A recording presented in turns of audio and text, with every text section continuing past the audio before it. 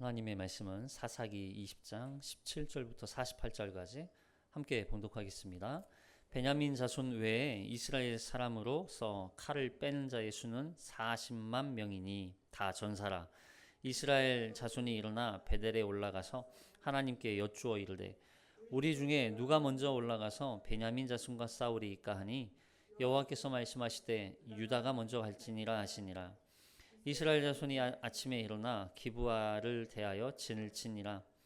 이스라엘 사람이 나가 베냐민과 싸우려고 전열을 갖추고 기브아에서 그들과 싸우고자 하매 베냐민 자손이 기브아에서 나와서 당일에 이스라엘 사람 2만 2천 명을 땅에 엎드렸으나 이스라엘 사람들이 스스로 용기를 내어 첫날 전열을 갖추었던 곳에서 다시 전열을 갖추느니라. 이스라엘 자손이 올라가 여호와 앞에 저물도록 울며 여호와께 여쭈어 이르되 내가 다시 나아가서 내 형제 베냐민 자손과 싸우리이까 하니 여호와께서 말씀하시되 올라가서 치라 하시니라. 그 이튿날에 이스라엘 자손이 베냐민 자손을 치러 나아가며 베냐민도 그 이튿날에 기브아에서 그들을 치러 나와서 다시 이스라엘 자손 18,000명을 땅에 엎드렸으니 이에 온 이스라엘 자손 모든 백성이 올라가 베델에 이르러 울며 거기서 여호와 앞에 앉아서 그날이 저물도록 금식하고 번제와 화목제를 여호와 앞에 드리고 이스라엘 자손이 여호와께 물으니라. 그때 하나님의 언약궤가 거기에 있고 아론의 손자인 엘르아살의 아들 비느하스가 그 앞에 모시고 섰더라. 이스라엘 자손들이 여쭈기를 우리가 다시 나아가 내 형제 베냐민 자손과 싸우리이까 말리이까 하니 여호와께서 이르시되 올라가라. 내일은 내가 그를 내 손에 넘겨 주리라 하시는지라.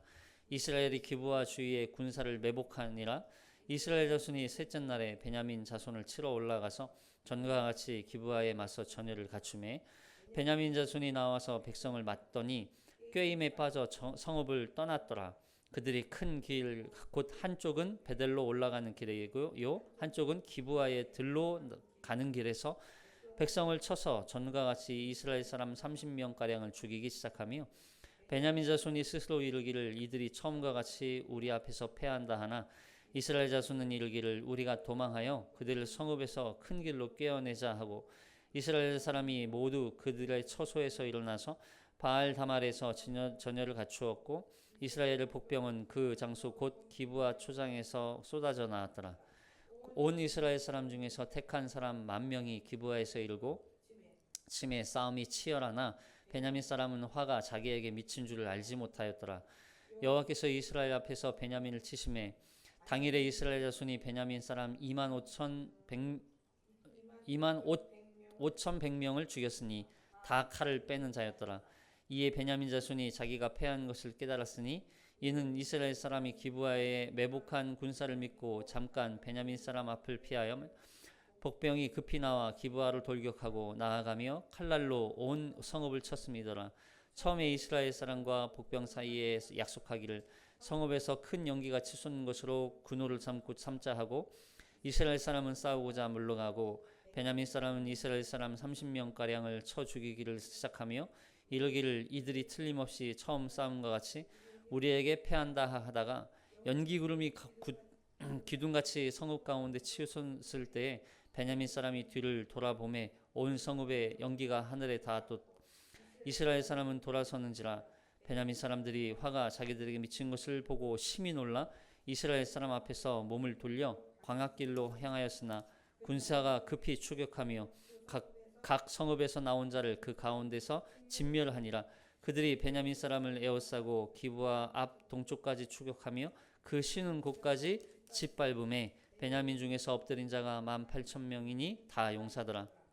그들이 몸을 돌려 광야를 도망하였으나 림몬 바위에 이르는 큰 길에서 이스라엘이 또 5,000명을 이삭죽듯 하고 또 급히 그 뒤를 따라 기돔에 이르러 또 2,000명을 죽였으니 이날에 베냐민 사람으로서 칼을 빼는 자가 엎드려진 것이 모두 25,000명이니 다 용사였더라. 베냐민 사람 600명이 돌이켜 광야로 다 도망하여 림몬 바위에 이르러 거기에서 넉 달 동안을 지냈더라. 이스라엘 사람이 베냐민 사람에게 돌아와서 온 성읍과 가축과 만나는 자를 다 칼날로 치고 닥치는 성읍은 모두 다 불살랐더라. 아멘. 이 말씀에 은혜 있으시기 바랍니다. 우리는 지난 시간에 이 레위인의 첩의 시신의 일부를 각 지파에게 보내는 사건을 통해서 각 지파가 이제는 이 끔찍한 일에 대한 만행을 징계하기 위해서 미스바에 모두가 모여서 회의를 하는 것을 우리가 보았습니다. 이런 만행을 저질렀던 이 기브아 사람들을 징계하기 위한 목적이었어요. 그런데 기브아 사람들을 징계하는 것을 베냐민 사람들이 허락을 했습니까? 안 했습니까? 허락하지 않았죠. 반대하죠. 그래서 결국에는 이 베냐민 지파 사람들이 남은 11지파와 싸우기로 결정을 하게 되고 이렇게 결국 전쟁이 이루어지게 됩니다. 사사기 20장에 보면 구조가 이렇게 전체적으로 보이죠. 자, 보시면 한 5가지로 볼 수 있어요. 지난 시간에도 한번 말씀드렸는데 첫 번째는 미스바 회의예요. 그러니까 이 회의를 통해서 이 범죄 사건에 대해서 어떻게 처리할지를 결정했었던 거고 그걸 베냐민에게 알려주죠. 소식을 전하죠. 근데 그 베냐민 지파가 그걸 오히려 기브아를 내놓지 않고 보호하는 것을 선택하면서 전쟁 준비를 하게 돼요. 결국에는 전쟁을 하게 되는데 전쟁하기 전에 이 이스라엘 연합군 하나님 앞에 기도를 하는 장면이 나와요. 근데 기도를 했음에도 불구하고 세 번에 걸쳐 싸우는데 2번은 패배를 하고 마지막 3번째 전쟁에 승리하게 되죠. 그 과정에서 첫 번째, 2번째 패배를 경험한 이스라엘 연합군이 하나님 앞에 나와 금식하고 회개하고 그리고 기도하고 그리고 번제와 화목제를 드리는 모습을 우리가 보게 됩니다. 그리고 4번째로 기습전략, 숨어 있다가 나타나는 어떤 그런 전략을 짜서 그리고 이 유인 작전이죠. 마치 베냐민 지파 사람들이 우리가 처음에도 우리가 이겼는데 이들이 도망친다. 우리가 쫓아가자. 그래서 그들을 진멸하기 위해서 나온 그 사이에 성읍에 나온 사이에 결국 남은 이스라엘 연합군 일부가 성읍을 차지하게 되고 거기에 불을 지르는 그런 모습을 통해서 베냐민 지파 사람들이 자신이 화가 임했다는 것을 비로소 깨닫게 되는 모습을 보게 돼요. 그리고 마지막 36절 6절 뒤에 하반절 끝에까지는 이제는 학살과에 가까운 거의 베냐민 지파를 몰살하기에까지 이르는 그런 이 전쟁의 마지막 참혹한 모습을 우리가 보게 됩니다. 이런 과정을 통해서 이 전쟁이 과연 누구를 위한 전쟁이냐는 것을 우리가 좀 살펴봤으면 좋겠어요. 자, 베냐민 지파는 기브아 사람들을 내주지 않아요. 근데 이 과정을 우리가 한 번 더 살펴보면 레위인이 이 기브아 사람에게 상관하리라, 관계하리라. 그 관계 안에 자신의 피해를 대신 누구에게 짊어지게 합니까? 아내에게, 첩에게. 그래서 그 첩을 내어주고 그 첩이 기브아 사람들에 의해서 끔찍한 만행을 겪고 그리고 결국 새벽에 돌아와서 그 몸을 이끌고 집 앞에 왔음에도 불구하고 문을 열어주지 않고 그를 맞아주지 않고 찾지 않는 이 레위인. 사실 이 첩의 사망 사건에는 누구의 책임도 일부 포함되어 있습니까? 레위인의 책임도 포함되어 있어요. 근데 그 레위인의 책임은 쏙 빼놓고 마치 이게 기브아 사람들 뿐만 아니라 이 첩의 첩의 이 시신을 잘라서 각 지파로 보내는 이 사건은 이 모든 책임을 누구에게 전가시키는 거예요? 이스라엘 공동체에게 전가시키고 있는 거예요. 자신의 책임은 지금 지고 있지 않아요. 그러니까 이런 모습에서 지금 이 전쟁이 단순히 베냐민 지파는 죄가 있어. 기브아 사람들은 처벌해야 돼. 단순히 이런 차원에서만 접근하면 사사기의 전반적인 내용, 사사기의 이 죄 관용 뿐만 아니라 왕이 없는 시대, 왕을 하나님께서 주지 않았던 이유와 왕이 이들이 요구하는 그 중심 가운데에서 치열한 신경전이 벌어지는 과정을 우리가 살펴봐야 돼요. 왜냐하면 이 과정 뒤에 이제 사무엘서에도 가면 이들이 하나님을 왕으로 섬기지 않고 오히려 하나님을 버리고 그들이 눈에 보이는 왕을 달라고 요청하잖아요. 그러니까 이게 단순히 왕이 없어서가 아니라는 거예요.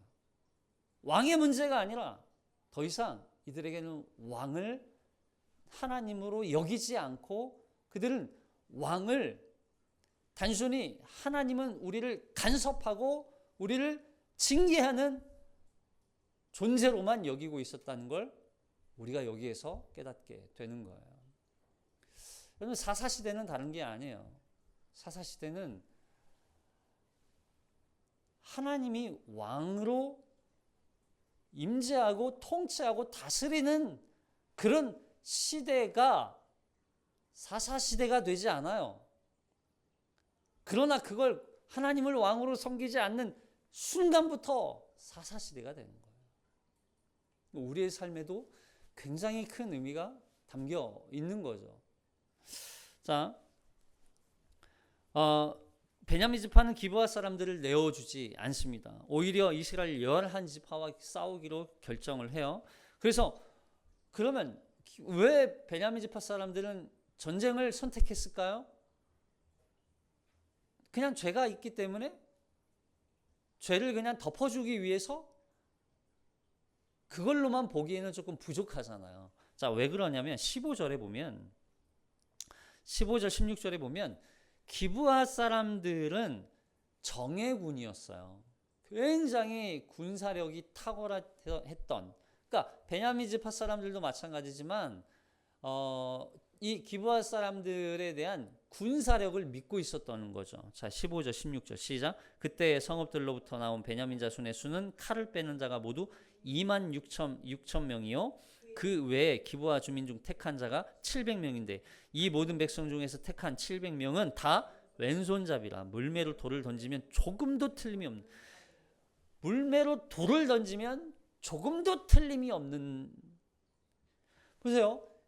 그러니까 이스라엘 이 연합군의 수가 40만 명이거든요. 700명일지라도 이들은 승리에 대한 자부심, 어떻게 보면 교만일 수도 있는데 어떻게 보면 승리할 수 있어, 우리는 이길 수 있어, 대항할 수 있어 라고 하는 그런 자부심이 있었던 것 같아요. 헛된 자부심이었지만 어쨌든 이렇게 베냐민이라는 지파는 원래 오른손잡이의 아들이란 뜻이거든요. 베냐민이. 그러니까 왼손잡이 700명이란 얘기는 이미 이들은 오른손잡이 하나님이 주신 그 정체성을 잃어버린, 오히려 자신들의 군사력과 자신들의 힘과 자신들의 능력을 의지해서 살아가는 사람들로 변질되어져 간 것을 보여주고 있는 거예요. 돌을 던지면 조금도 틀림없는 백중의 정예 군들로 구성되어 있는 이들이 아마 이 전쟁은 수적으로는 열세일지 모르지만 군사력만큼은 뒤처지지 않을 거라는 그 마음이 있었던 것 같죠. 그러니까 싸우겠다는 거예요. 그러니까 이게 결국에는 뭐예요? 교만으로 나타나는 거죠. 교만으로. 자, 그렇게 이스라엘과 베냐민 간의 전쟁이 시작되는데, 자, 인원을 한번 볼까요? 자, 17절 시작. 베냐민 자손 외에 이스라엘 사람으로서 칼을 빼는 자의 수는 40만 명이니 다 전사라. 자, 베냐민 자손은 26,000명, 그리고 기브아 사람이 700명이니까 베냐민과 기브아 사람만 합쳐도 26,700명이에요. 26,700명.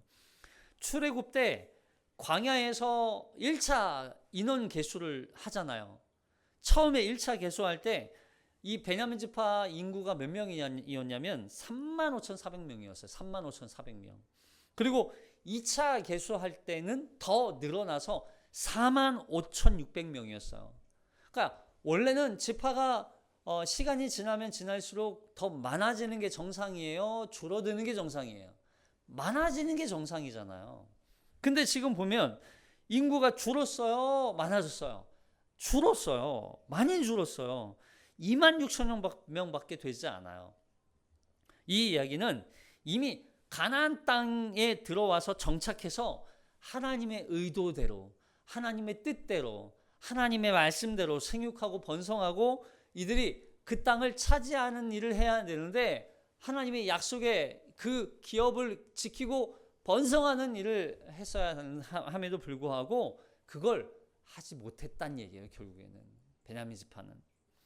자, 그럼에도 불구하고 전쟁에 승리할 수 있다는 근거 없는 자존감, 이 자신감이 결국 교만으로 이어져서 결국 이 전쟁에 두 번의 승리를 겪지만 마지막에 세 번째에는 아주 끔찍한, 정말 절망적인 패배를 경험하게 되는 거예요. 자, 이스라엘 연합군의 수는 몇 명이라고요? 지금 40만 명. 40만 명. 이들이 다 전사라 불릴 만큼 강력한 군사력 앞에 결국에는 무너지게 되는 거죠. 근데 저는 이 모습을 보면서 너무나 안타까운 게 있어요. 뭐냐면 여러분, 이 계속 사사기를 보면서 우리가 뭘 느꼈어요? 사사기? 도대체 이 하나님이 기업으로 약속의 땅으로 주신 이 기업을 이들이 차지하면 되는데, 싸워서 차지하면 되는데, 하나님이 이미 주셨다고 약속하신 땅이잖아요. 싸우기만 하면 그 땅을 다 차지할 수 있음에도 불구하고 싸워요, 안 싸워요? 안 싸워요. 지금 보세요. 40만 명, 어마어마하게 많은. 그럼 이 정도 숫자를 가지고 가나안 정복 전쟁을 했으면 얼마든지 가나안 족속들을 몰아내고 이 땅을 하나님의 땅으로, 하나님의 나라로 이미 변화시키고도 남았어요. 너무나 안타깝지 않아요? 이런 군사력을 갖고 있으면서도 왜 가나안 족속은 몰아내지 못하고 오히려 이제는 자기 동족 간에 전쟁을 하고 있는, 자기 동족을 마치 이제는 가나안 진멸 전쟁하듯 베냐민 지파를 진멸시키려고 하는 이들의 이 잘못된 신앙관과 잘못된 모습이 나타나고 있는 거예요. 자, 이제 이스라엘과 베냐민 자손 간의 전쟁이 시작되는데 세 번에 걸쳐서 전쟁을 하게 됩니다. 먼저 첫 번째 1차 전쟁이에요. 자, 18절 시작. 이스라엘 자손이 일어나 베델에 올라가서 하나님께 여쭈어 이르되 우리 중에 누가 먼저 올라가서 베냐민 자손과 싸우리이까 하니 여호와께서 말씀하시되 유다가 먼저 갈지니라 하시니라. 이스라엘 자손이 아침에 일어나 기브아를 대하여 진을 치니라. 이스라엘 사람이 나가 베냐민과 싸우려고 전열을 갖추고 기브아에서 그들과 싸우고자 하매 베냐민 자손이 기브아에서 나와서 당일에 이스라엘 사람 22,000명을 땅에 엎드러뜨렸으니. 보세요. 이제 여호와께 여쭤봐요. 좀 그래도 이스라엘 연합군이 조금 괜찮아 보이죠. 하나님 앞에 여쭈어 봐요. 그래, 이 정도 전쟁을 하려면 하나님 앞에 기도하고 물어봤어야지. 네, 근데 보세요. 이 전쟁 전에 하나님께 묻는 행위, 이게 이스라엘 백성들에게 항상 그래왔던 일이었잖아요. 그러니까 이스라엘 사람들은 지금 이 상황을 보면 원래는 이렇게 물을 게 아니에요. 왜요? 여러분, 이런 질문을 하나님 앞에 하고 있다, 물어본다는 얘기는 이 문의는 누구에게 물어봐야 돼요? 원래 이 대상이 누구여야 돼요? 가나안 족속이어야 돼요. 대적과 싸울 때 항상 물어보던 질문이었단 말이에요. 근데 이 질문을 지금 하나님께 지금 질문하고 있는 거는 베냐민 지파를 형제로 보지 않고 뭐로 보고 있어요? 대적으로 보고 있는 거야.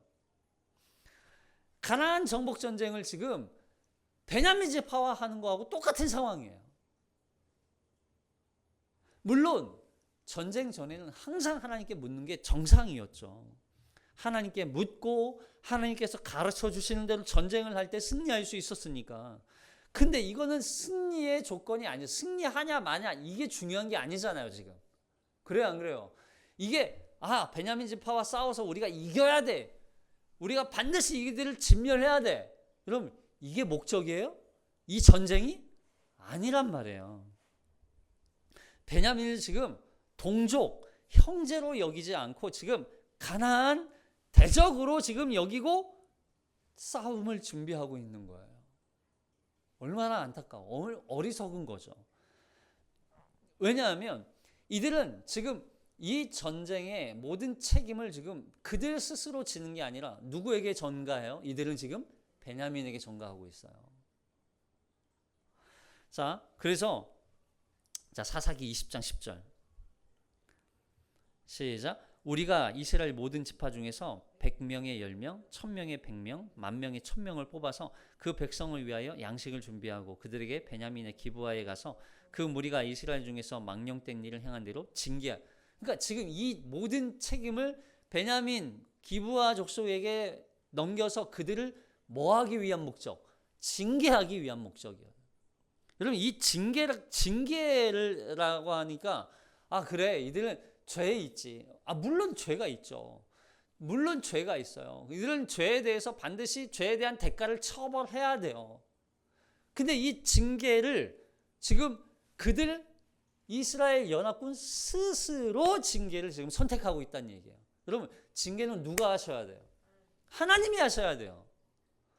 그러니까 지금 여기서 물어야 되는 질문의 출발이 이미 잘못됐어요. 이 전쟁을 누가 먼저 싸워야 됩니까? 이걸 질문하는 게 아니라 하나님, 베냐민 지파를 어떻게 징계해야 됩니까? 이게 질문의 순서죠. 하나님, 이들을 어떻게 징계해야 됩니까? 이들을 어떻게 처벌해야 됩니까?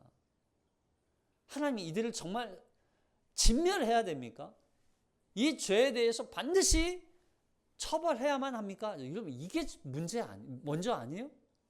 근데 이들은 가나안 족속을 진멸시키듯 베냐민을 어떻게 진멸해야 되는지 하나님 앞에 묻고 있어요. 그럼 하나님이 이 질문에 대해서 사실상 거절하셔야 되는데 하나님도 그냥 내버려 두세요.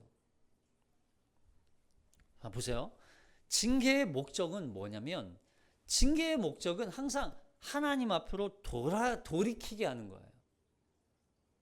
징계는 단순히 혼내고 처벌하는 것이 목적이 아니라 그가 돌이켜 회개하게 만드는 게 징계의 목적이란 말이에요. 그리고 징계의 주체자는 바로 하나님이에요. 하나님. 근데 그 징계의 주체이신 하나님은 제쳐놓고 자신들이 베냐민을 징계하려고 하고 있는 거예요. 그리고 보세요. 징계할 때 그 징계하는 자의 태도가 중요할까요? 안 중요할까요? 중요하죠. 너무 중요해요. 징계하는 자도 너무나 중요해요. 그 마음이 그리스도의 마음이어야 돼요. 그리스도의 마음. 그래서 뒤에 보세요. 이 징계의 세 번째 이 두 번의 전쟁에서 패배를 하잖아요.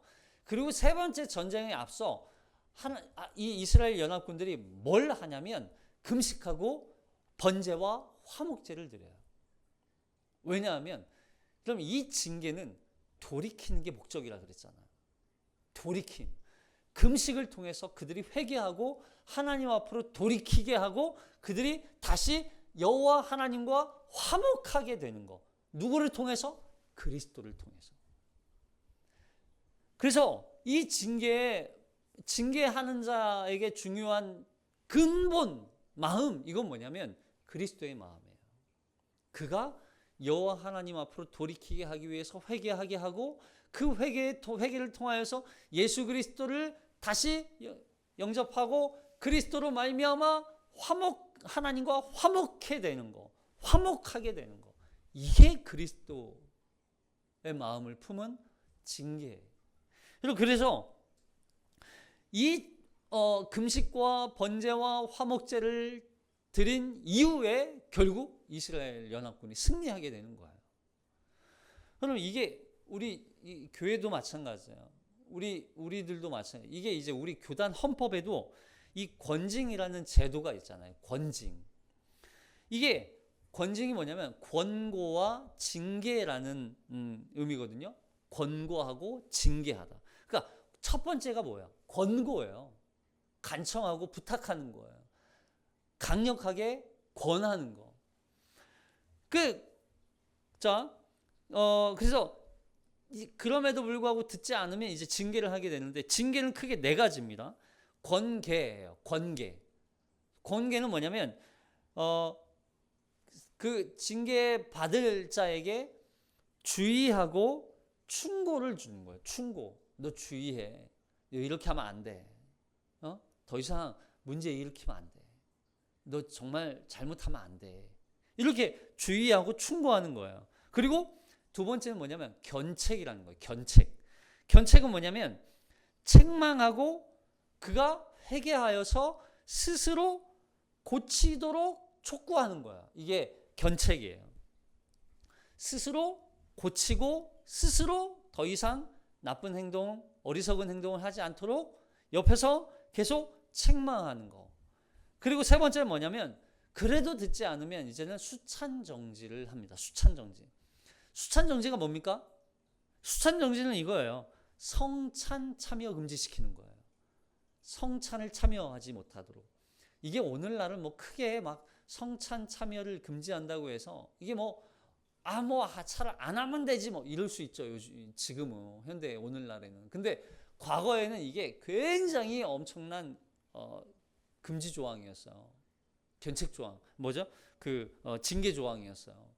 왜냐하면 성찬을 참여하지 못한다는 얘기는 성찬에 참여함으로 말미암아 그가 죄사함, 구원, 또 영원한 생명 이걸 얻었다는 확신을 얻게 되는데, 이걸 통해서 또 가톨릭 같은 경우는 사제에게 이걸 성찬을 참여해서 이걸 받아야 되는데 영원한 생명의 떡을 얻지 못하니까 결국 이 성찬 참여 못한다 그러면 구원과 관련되어 있었던 거죠. 나 구원 못 받아. 너는 하나님의 버림받아. 너는 배교한 자야. 이렇게 결국 이게 출교까지 이어지거든요. 그래서 네 번째가 바로 출교예요. 교회에서 제명을 시키고 출석을 금지시키는 거. 결국에는 이제 쫓겨나게 되는 거죠. 그러니까 근데 이것들을 통해서 이 징계의 목적이 뭐냐면 결국 이거예요. 진리를 수호하고 교회를 거룩하게 지키고 그리고 성도의 올바른 신앙을 갖도록 인도하는 역할이 바로 징계의 목적이었어요. 근데 이스라엘 백성들은요, 지금 베냐민 형제의 범죄에 대해서 참된 회개를 통해서 하나님께로 돌이키도록 하기보다는 마치 가나안 족속 이방 대적들과 싸워서 승리하는 그 승리에만 지금 관심을 갖고 있는 거예요. 그러니까 결국 이스라엘이 베냐민과의 첫 번째 전쟁에서 이길까요? 질까요? 당연히 지죠. 이미 출발이 달랐으니까. 자, 그래서 1차 전쟁에서는 아주 처참하게 패배를 하게 됩니다. 두 번째 전쟁이 일어나요. 자, 두 번째 전쟁 22절부터 시작. 이스라엘 자손이 스스로 용기를 내어 첫날 전열을 갖추었던 곳에서 다시 전열을 갖추니라. 이스라엘 자손이 올라가 여호와 앞에서 저물도록 울며 여호와께 여쭈어 이르되 내가 다시 나아가서 내 형제 베냐민 자손과 싸우리이까 하니 여호와께서 말씀하시되 올라가서 치라 하시니라. 그 이튿날에 이스라엘 자손이 베냐민 자손을 치러 나아가매 베냐민도 그 이튿날에 기브아에서 그들을 치러 나아가서 다시 이스라엘 자손 18,000명을 땅에 엎드려뜨렸으니 다 칼을 빼는 자였더라. 2차 전쟁도 어떻게 됩니까? 결국 패배하게 돼요. 처음에는 22,000명이 죽었는데 지금은 18,000명이 또 죽어요. 그러니까 이 전쟁이 애초에 처음부터 옳은 전쟁이었어요? 불의한 전쟁이었어요? 불의한 전쟁, 옳지 않은 전쟁이었던 거예요. 그럼에도 불구하고 이스라엘은 이 전쟁이 마치 가나안 족속을 진멸하는 진멸 전쟁인 것처럼 이들이 참여하고 있다는 걸.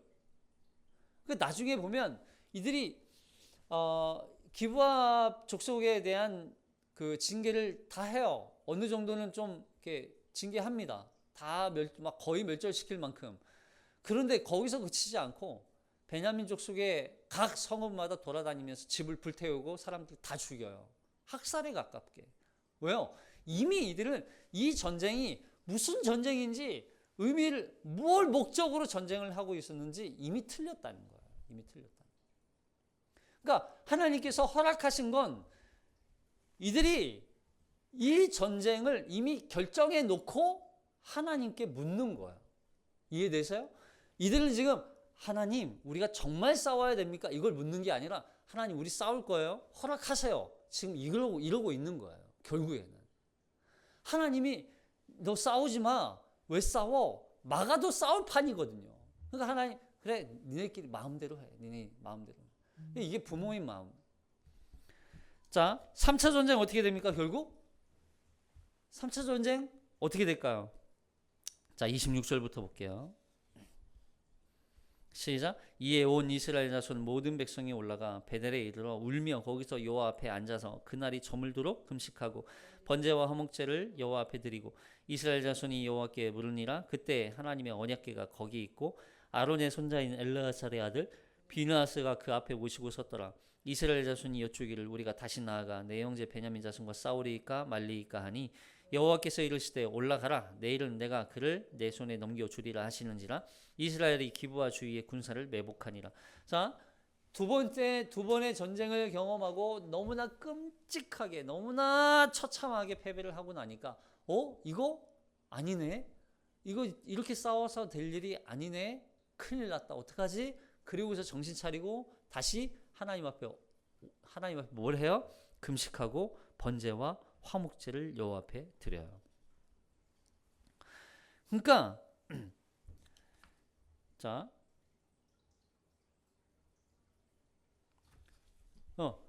지금 이제 이 전쟁의 패배에 보니까 비로소 깨닫는 거예요. 이 전쟁이 우리의 뜻대로 했던 전쟁이었구나. 우리의 욕심대로 또는 우리의 방법대로 하나님과 관계없는 하나님을 이용한 전쟁이었다는 걸 결국 깨닫게 돼요. 그러니까 결국 보세요. 이들이 선택한 건 금식, 번제, 화목제예요. 그러니까 기브아 불량배들과 베냐민 지파를 징계하기 위해서 앞장섰던 이스라엘을 결국 하나님 앞에 꼬꾸라뜨리게 만드시는 거예요. 하나님이 엎드리게 만드시는 거예요. 그러니까 보세요. 뭔가 내 뜻대로 잘 될 것처럼 막 뭔가 이루어지다가 문제가 생겨서 일이 잘못됐어요. 그럼 그 길이 때로는 내가 원하는 결과가 나타나지 않았어요. 그러면 그 결과가 하나님이 그 일이 바르지 않거나 하나님이 다시 시작하도록 만드실 때가 있다는 거예요. 하나님 앞에 다시 엎드리게 만드시는 거예요. 하나님이 그 과정을 통해서. 왜요?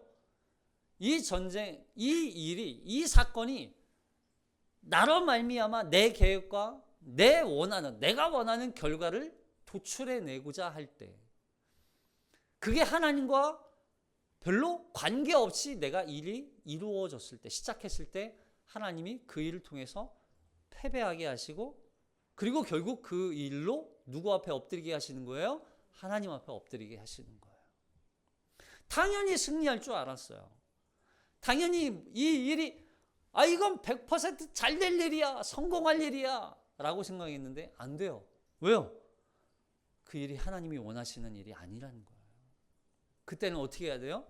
엎드리는 거예요. 결국 엎드려야 돼요. 엎드려야 하나님이 그 일을 행하시는 거예요. 멈추는 거예요. 그래서 우리 때로 뭔가 잘 이루어지지 않아요? 기다리세요. 엎드리세요. 멈추세요. 그리고 하나님 옆에 기도하세요. 그 기도를 통해서 하나님이 일하시기 시작하는 거예요. 자, 보세요. 4만 명이 죽고서야 그 교만이 꺾여요. 그러면 40만 명 중에 4만 명이 죽었으니까 10분의 1이잖아요. 근데 그러면 그래도 올라가면 또 승리할 거야. 그래도 또 싸우면 어떻게 될까요? 더 죽어요. 더 싸우면요, 더 죽는 거예요. 그러니까 멈추는 게 더 지혜로운 거예요. 그러니까 우리가 하나님의 계획과 하나님의 뜻대로 일이 이루어지지 않으면, 뭔가 잘못된다면 멈추는 거예요. 멈춰서 거기에서 하나님의 길, 하나님의 뜻을 다시 찾는 거예요. 더 가면 오히려 손해만 더 큰 거죠. 멈추는 거예요. 그게 더 지혜로운 거죠. 자, 여기서 이스라엘 연합군들이, 이스라엘 백성들이 하는 거 세 가지예요. 금식, 번제, 화목제. 여러분, 금식은 뭐예요? 하나님 앞에 낮아지는 거예요.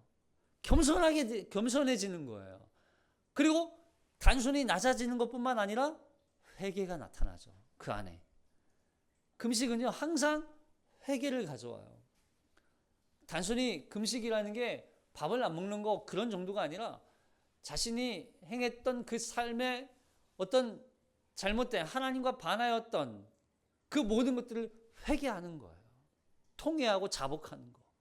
때로는 그 구약의 선주들이 했던 것처럼 죄를 뒤집어 쓰고 마치 자신이 죄인이 된 것처럼 버림받은 자라는, 더러운 자라는, 벌어지만도 못한 죄와 같은 하찮고 죄악덩어리인 존재로 여기면서 하나님 앞에 나아가는 거. 이게 바로 금식인 거죠.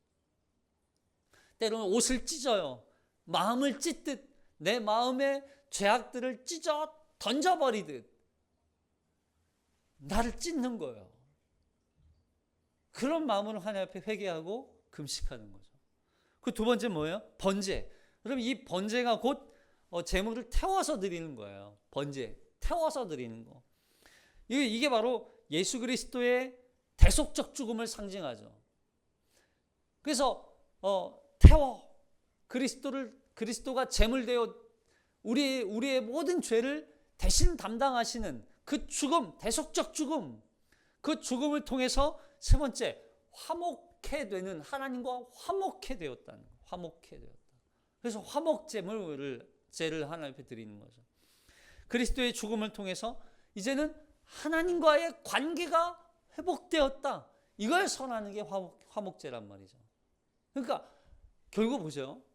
하나님과 뭔가 관계가 회복되지 않으면 우리가 이 땅에서의 형통은 있어요, 없어요? 없다는 얘기예요. 하나님과 관계가 회복되는 게 우선이라는 거예요. 우선이라. 하나님과 관계가 회복되어야 형통도 있고 건강도 있고 성공도 있고, 그렇다고 해서 회복되면 다 그걸 주시느냐? 그게 그런 건 아니라는 거죠.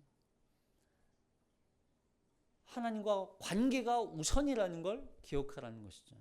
그렇게 하나님 앞에 금식하고 번제를 드리고 화목제를 드릴 때 비로소 이스라엘 백성들이 하나님 앞에 이 전쟁에 승리할 수 있는 요건을 갖추게 돼요. 보세요. 제가 이걸 검색하면서 찾아보면서 재미있는 표현을 이제 살펴봐서 찾았어요. 뭐냐면 이 세 번의 전투에서 하나님 앞에 계속 묻잖아요. 이들이 묻지 않았던 적은 없어요. 사실은 계속 물어요. 근데 하나님을 부르는 호칭이 다양해요. 호칭이 다양해요. 자, 여기 보면 제가 표로 넣어드렸잖아요. 사사기에서 전반적으로 사용되어지는 이 호칭이 있어요. 뭐냐면 여호와, 엘로힘 이런 단어거든요. 보세요. 이게 단순히 우리는 그냥 하나님이잖아요. 근데 이들은 호칭마다 어떤 신학적 의미가 조금 달랐어요. 그래서 보면 자, 18절에서는 여호와라고 부르잖아요. 자, 이 여호와라고 불렀던 이 단어가 전투에 이게 단순히 이런 거죠. 그러니까 하나님을 창조주로 여기고 있는 거예요. 하나님은 창조주, 하나님은 보편적인 어떤 그런 신적 개념으로만 여기고 있는 거죠. 이해되죠? 이게 왜냐하면 엘로힘, 이라고 하는 단어는 뭐가 전제되어져 있는 단어냐면 하나님의 언약, 약속, 이게 전제되어져 있는 단어예요. 그래서 언약의 하나님, 약속의 하나님, 우리를 이 가나안 땅에 들어오게 하셔서 이 가나안 땅에 하나님의 약속으로 이 기업을 주셨고, 그 이스라엘과 맺은 그 언약을 통해서 하나님은 이스라엘을 구원하는 구속적 관계로서의 하나님으로 이들을 이해하는 게 바로 엘로힘이라는 단어예요. 근데 여호와는 그냥 단순히 여호와란 이게 이제 그렇죠. 여호와라는 단어 엘로에.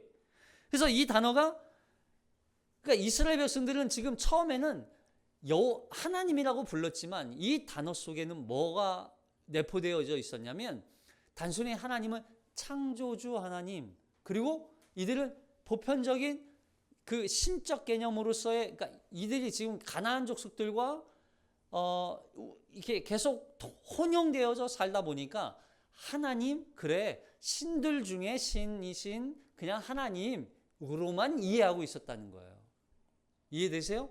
전혀 하나님을 이 구속적 관계 또는 이들을 통치하고 다스리는 왕적 관계로서의 하나님으로 여기지 않았어요, 처음에는. 근데 점차적으로 어떻게 됩니까? 이들이 여호와 하나님, 이제는 정말 하나님 한 분만이 유일하신 통치자, 다스리시는 하나님, 그리고 우리를 이 가나안 땅에 오게 하셔서 약속과 언약으로 하나님의 나라를 이루시고 이 언약 백성으로 삼으시고 우리를 구속하는 유일한 구속적 하나님으로서 여기게 된 게 바로 세 번째 하나님을 부르는 장면이란 말이에요.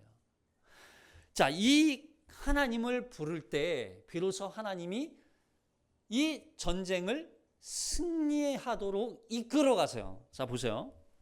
30절.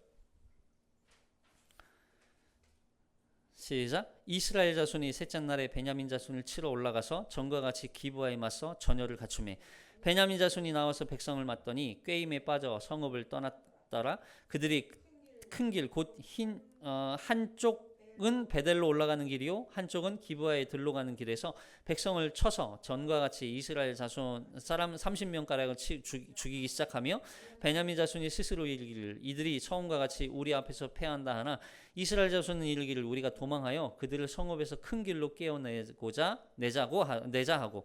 자, 셋째 날에 이제 베냐민 자손을 치려고 올라갑니다. 하나님께서 야 이제 올라가라, 내가 승리 주겠다. 하나님이 진짜 약속이잖아요, 이것도. 그러니까 하나님을 이제 비로소 약속의 하나님, 언약의 하나님으로 이제 비로소 이해하고 있는 거예요. 그러니까 이들이 하나님이 약속하셨다. 이제는 하나님을 절대적으로 의지할 때 하나님이 승리하게 하신다. 하나님이 구속자 하나님, 통치자, 위대한 구원자. 이때만큼은 이들이 하나님이 왕이시라는 인식이 있었어요. 자, 그래서 하나님의 명령대로 말씀대로 이제 전쟁에 올라가는데 기브아 사람들이 야 우리가 저 이스라엘 사람들 30명 저 죽이는 거 죽이니까 우리가 또 이번에도 이기겠어. 그래서 그들을 더 죽이기 위해서 그 성읍에서 나와요. 그 나온 사이에 어떻게 됩니까? 매복해 있던 이스라엘 군인들이 성읍으로 들어가게 되는 거야. 그 성읍에서 기브아 사람들이 비어져 있는 그 성읍을 불사르고 결국에는 점령하게 되는 거예요. 자, 사사기 20장 33절부터 이제 48절까지 좀 길지만 마지막으로 읽어보겠습니다. 시작. 이스라엘 사람이 모두 그들의 처소에 일어나서 바알다만에서 전회를 갖추었고 이스라엘의 복병은 그 장소 곧 기브아 초장에서 쏟아져 나왔더라. 온 이스라엘 사람 중에서 택한 사람 10,000명이 기브아에 이르러 치매 싸움이 치열하나 베냐민 사람은 화가 자기에게 미친 줄을 알지 못하였더라. 여호와께서 이스라엘 앞에서 베냐민을 치심에 당일에 이스라엘 자손이 베냐민 사람 25,100명을 죽였으니 다 칼을 빼는 자였더라. 이에 베냐민 자손이 자기에게 패한 것을 깨달았으니 이는 이스라엘 사람이 기브아에 매복한 군사를 믿고 잠깐 베냐민 사람 앞을 피하며 복병이 급히 나와 기브아를 돌격하고 나아가며 칼날로 그 온 성읍을 쳤음이더라. 처음에 이스라엘 사람과 복병 사이에 약속하기를 성읍에서 큰 연기가 치솟는 것으로 군호를 삼자 하고 이스라엘 사람은 싸우다가 물러가고 베냐민 사람이 이스라엘 사람 30명가량을 쳐 죽이기를 시작하며 이르기를 이들이 틀림없이 처음 싸움과 같이 우리에게 패한다 하다가 연기 구름이 기둥같이 성읍 가운데서 치솟을 때에 베냐민 사람이 뒤를 돌아보매 온 성읍이 연기에 하늘에 닿았고 온 이스라엘 사람은 돌아서는지라. 베냐민 사람들이 화가 자기들에게 미친 것을 보고 심히 놀라 이스라엘 사람 앞에서 몸을 돌려 광야길로 향하였으나 군사가 급히 추격하며 각 성읍에서 나온 자를 그 가운데서 진멸하니라. 그들이 베냐민 사람을 에워싸고 기브아 앞 동쪽까지 추격하며 그 쉬는 곳에서 질법을 매 베냐민 중에서 엎드린 자가 18,000명이니 다 용사더라. 그들이 몸을 돌려 광야를 도망하였으나 리몬 바위에 이르러는 큰 길에서 이스라엘이 또 5,000명을 이삭죽득하고 또 급히 그 뒤를 따라 기돔에 이르러 또 2,000명을 죽였으니 이 날에 베냐민 사람으로서 칼을 빼는 자가 엎드려진 것이 모두 25,000명이니 다 용사였더라. 베냐민 사람 600명이 돌이켜 광야를 도망하여 림몬 바위에 이르러 거기에서 넉 달 동안 지냈더라. 이스라엘 사람이 베냐민 자손에게 돌아와서 온 성읍과 가축과 만나는 자를 다 칼날로 치고 닥치는 성읍은 모두 다 불살랐더라. 결국 이 매복 작전으로 기브아 사람들이 끔찍하게 결국에는 다 진멸당하게 됩니다. 뿐만 아니라 베냐민 사람들까지 다 보세요. 이게 이 전쟁이 자, 여기서도 말씀에서도 있었지만 자, 이 전쟁이 세 번째 하나님께서 이들과 함께 싸우시는 전쟁으로 시작되면서 35절부터 계속 이 전쟁이 누가 싸우시는 모습으로 점점 이렇게 전환되냐면 여호와께서 싸우시는 모습으로 전환돼요. 35절에 여호와께서 이스라엘 앞에서 베냐민을 치심해. 누가 치셨다고요? 여호와께서. 그러니까 이 전쟁이 그 전에는 이스라엘이 자신들이 기브아 사람 베냐민에 대한 징계, 이들을 징벌하기 위한 목적으로 전쟁이 시작됐지만 그 징계의 목적이 잘못됐다는 걸 깨닫게 되고 이 죄에 대한 이 징벌의 주체자이신 하나님이 결국 이 전쟁을 직접 주도하시고 싸우셔서 기브아 베냐민 지파 사람들에 대한 심판을 하나님께서 하고 계시는 거예요. 그리고 자, 베냐민 사람이 그렇게 해서 많은 사람들이 결국에는 죽고 몇 명이 남냐면 600명이 남아요. 600명이 남는데 이 600명이 도망쳐요. 그들도. 여기 47절 베냐민 사람 600명이 돌이켜 광야로 도망쳐요. 25,000명이 베냐민 사람들이 죽고 나머지 600명이 광야로 도망쳐요. 그러니까 베냐민 사람이 남은 자가 600명밖에 되지 않는다니.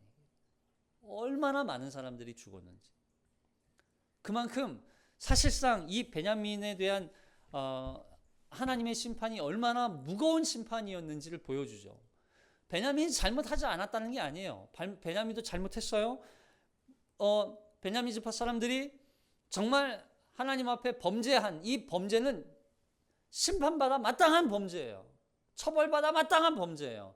그럼에도 불구하고 이 범죄를 하나님께서 이스라엘 남은 지파들을 징계하는 도구로 사용하시는데 그 도구로 사용하기 위해서 이스라엘 백성들에게 철저하게 금식하고 번제를 드리게 하시고 화목제를 드리게 하셔서 그들이 온전하게 하나님의 도구로 징계의 도구로 하나님께서 사용하시는 모습을 우리가 보게 되는 거예요. 첫 번째 전투에서 22,000명이 죽고 두 번째 전투에서 18,000명이 합해서 4만 명이 죽은 이후에 그 끔찍한 죽음을 겪은 후에 비로소 하나님이 이들을 징계의 도구로 사용하시는 거예요. 그리고 잔혹한 이 범죄를 저질렀던 기브와 불량배와 그리고 이 기브와 불량배들을 옹호하고 비호했던 베냐민에 대한 징계가 이렇게 나타나게 되죠. 근데 참 여기서도 또 안타까운 게 있어요. 기브와 성을 치고 불태웠으면 그것으로 그쳤어야 되는데 여기서 승리를 주신 하나님께 영광을 돌려야 함에도 불구하고 이들은 어떻게 됩니까? 또 베냐민 자손의 성읍과 가축까지 다 진멸시켜요. 지나다니는 성읍에 만나는 모든 사람들을 다 죽여버리는 잔인한 학살을 또 자행하게 되는 거예요.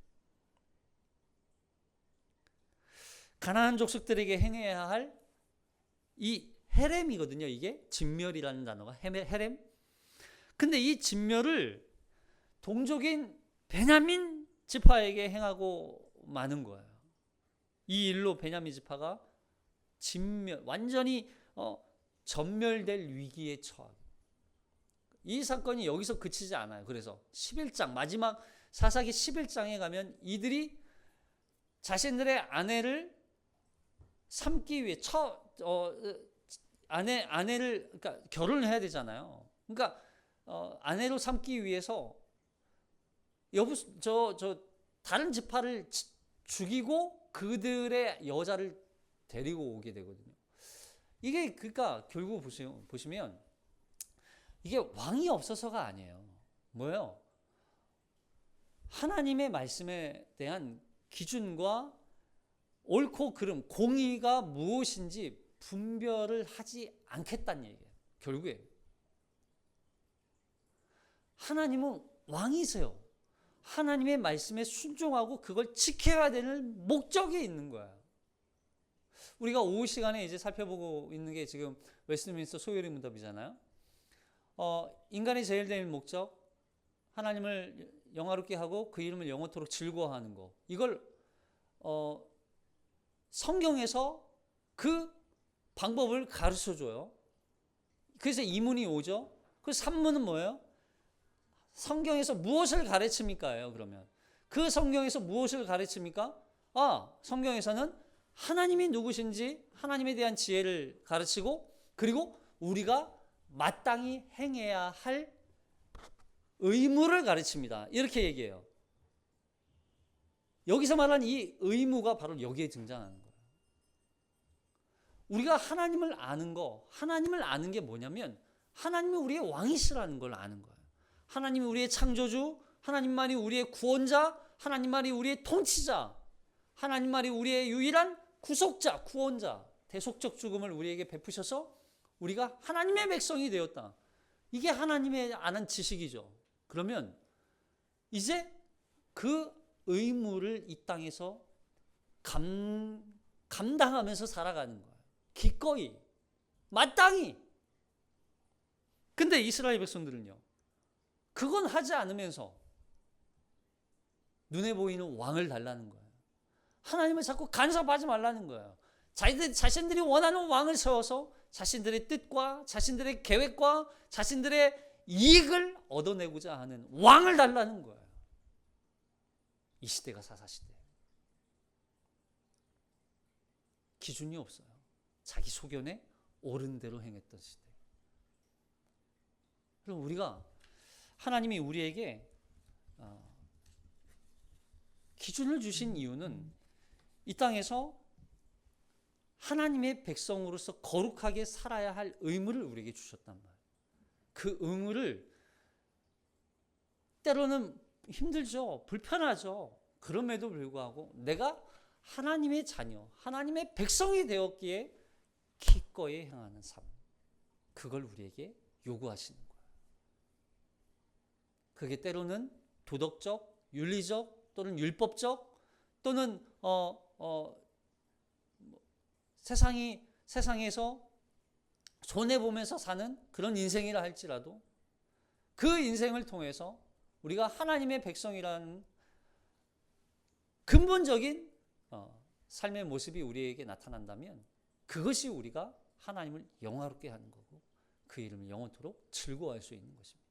사랑하는 성도 여러분, 하나님이 우리의 왕이심을 다시 한번 기억하고 다시 하나님의 말씀 앞에 순종하며 한 주를 살아내는 저와 여러분 되길 주님의 이름으로 축복합니다.